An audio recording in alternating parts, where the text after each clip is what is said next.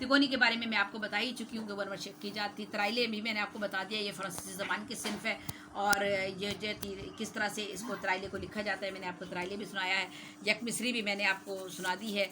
और अब मैं देख रही हूँ कि कौन सी सिनफ ऐसी है जो मुस्तज़ात भी मैं आपको सुना चुकी हूँ। मुस्तज़ात का मैंने आपको बता दिया था, छोटा सा टुकड़े का आगे लगता है, उसको हटाने से शेर के वज़न पे कोई फ़र्क नहीं पड़ता, और लेकिन शेर की खूबसूरती को ये बहुत ज़्यादा बढ़ा देता है। हीर भी मैं आपको सुना चुकी हूँ, कैम करनी भी आपको सुना दी। मैं सोच रही हूँ कि कोई मुख्तसर छोटी सी कोई चीज़ हो तो उसका जिक्र करना चाहूँ तो वो कर दूँ। बस शौक़ तरीक़े सब बता दिया आपको मैंने। तो मेरा ख्याल है कि काफ़ी अच्छा इस तरह से किता आ जाते हैं ना। तो किता जो है ना किते हमारे किताब तो ख़ास तौर पे बहुत हमारे यहाँ लिखते हैं किता। मैंने डिक्शनरी में मैं एक बात यहाँ पर और आज वजाहत कर दूँ, हमारे शौरा कता कहते हैं, लेकिन डिक्शनरी में जो लुगत में किता कहा गया है, ज़ेर के साथ इसे पढ़ा जाता है। और किता के मायने टुकड़ा, और ये एक ऐसी सिनफ है जिसमें कोई भी मज़मून मुसलसल बयान किया जाता है। इसके अशार की तादाद 2 और ज़्यादा की तादाद कोई मुकर्रर ही नहीं है। हमारे यहाँ तो हम दो शेर लिखते हैं तो हमारा वो किता हो जाता है, लेकिन इसमें तादाद मुकर्रर नहीं है। पानी लाइए मेरे लिए क्या। अच्छा नज़्म जो है ये फिर अब अगर आप नज़्म की तरफ आते हैं तो पाबंद नज़्म तो हमें सबको पता है कि हम पाबंद नज़्म किस तरह से लिखते हैं। इसमें हम पहले मिसरे से लेकर आखिरी मिसरे तक हम हर रदीफ़ काफ़ी की पाबंदी करते हैं हर शेर में, और हर शेर जो है वो हर अलग अलग रदीफ़ काफ़ी की पाबंदी के साथ भी उसमें आता है। तो लेकिन नज़्म के भी कुछ असनाफ़ हैं, जैसे नज़्म आ गई पाबंद नज़्म, वो उसके बाद आती है आज़ाद नज़्म। अच्छा, आज़ाद नज़्म के बारे में मैं आपको बता दूँ, ये अंग्रेज़ी अदब से हमारे यहाँ आई है, और इब्तिदा में ये नज़्म बहर में लिखी जाती थी, बल्कि बहर में इब्तिदा में लिखी क्या जाती थी, इस आज़ाद नज़्म के लिए ज़रूरी है कि किसी बहर का इंतखाब किया जाए। आज़ाद नज़्म को हमारे शौरा ने अब उसे आज़ाद छोड़ दिया है, और वो समझते हैं कि शायद इसमें किसी बहर और औज़ान की पाबंदी नहीं करनी चाहिए या नहीं होनी चाहिए, तो वो आज़ाद नज़्म है। नहीं, आज़ाद नज़्म जो है, आज़ाद नज़्म के लिए कोई ना कोई एक बहर ली जाती है, याद रखिएगा। और आज़ाद नज़्म जो हम लिखते हैं उसमें जब हम कोई बहर लेते हैं तो उसी बहर की हम पाबंदी करते हैं शुरू से लेकर आखिर तक।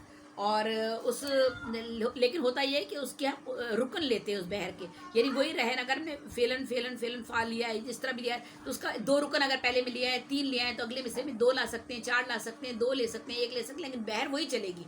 उसकी अरकान जो है वो हम तब्दील कर लेते हैं, लेकिन बहर में लिखी जाती है आज़ाद नज़्म। और आज़ाद नज़्म को जो है हम अब ये नहीं कर सकते कि उसे बग़ैर बहर के हम लिखें। तो ये सिर्फ अंग्रेज़ी ज़बान से हमारे यहाँ आई थी और बहर में लिखी जाती थी। इसके अरकान की तादाद मुख्तलिफ होती है। एक मिसरे में 4 अरकान भी आप इस्तेमाल कर सकते हैं, दूसरे मिसरे में शायर अपनी मर्ज़ी से उसी बहर का 1 रुकन भी इस्तेमाल कर सकता है, 6 भी कर ले, 8 भी कर ले, 10 भी कर ले, यानी वही बहर जो लिए उसके अरकान की तादाद शायर अपनी मर्ज़ी से कम व बेश करता है, नीचे से लेकर आखिर तक पूरी नज़्म में।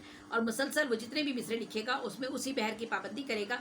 अब बादशाह ने तो मैंने जैसे बता ही दिया कि इसकी पाबंदी अब छोड़ दी है बहरों की।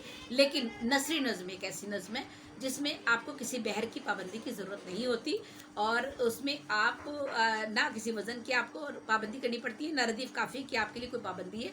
लेकिन अगर आप चाहें तो खूबसूरती के लिए, हैत के हवाले से उसमें नसरी नज़्म को लिखने के लिए आपको लहन की भी ज़रूरत होती है, उसमें आप सनाए बदाई भी इस्तेमाल करते हैं, उसमें फ़साहत और बलागत का भी ख्याल रखते हैं, उसमें खूबसूरती भी लाते हैं न, और ख़याल की बहुत ज़्यादा अहमियत होती है, ख़याल और फ़िक्र की भी आपकी कौन सा ख्याल और फ़िक्र उसमें आप लेकर आ रहे हैं। और उसमें बाज़ जगह रदीफ़ काफ़ी की पाबंदी भी लेकर आते हैं शौरा जो है जो नज़्म लिखते हुए। और ये जो है नसरी नज़्म इस तरह से हम लिखते हैं, लेकिन उसमें आसानी ये हो गई लोगों को कि उसमें आप बग़ैर वज़न और बग़ैर बहर के आप नसरी नज़्म लिख सकते हैं, और अपना कोई भी ख्याल, कोई भी फ़िक्र जो आप बयान करना चाहें उसे आप आराम से नसरी नज़्म में बयान कर सकते हैं। उसमें आपके लिए पाबंदी नहीं है कि आप किसी बहर की पाबंदी करें। तो अगर हमारे शौरा कोई शायरी करना चाहते हैं और अगर वो अरूज़ में नहीं कह पा रहे हैं तो नसरी नज़्म भी अगर वो लिख रहे हैं तो वो शायर हैं। नसरी नज़्म को भी अब शायरी मान लिया गया है, गो के अभी भी इस पर एतराज़ात उठाए जाते हैं, लेकिन नसरी नज़्म के साथ साथ उनको पाबंद शायरी भी वो करेंगे, तब आप उन्हें सही मायनों में कहेंगे कि हाँ वो शायर है। तो नसरी नज़्म जो है उसमें किसी बहर की पाबंदी नहीं होती। नज़्म मार्रा एक नज़्म है, ये भी हमारे यहाँ से जो है नज़्म मार्रा, इसमें रवायती बहर का पूरा ख्याल रखा जाता है। याद रखिएगा नज़्म मार्रा ये भी अंग्रेज़ी अदब से हमारे यहाँ आई है, और मार्रा के मैंने लफ्ज़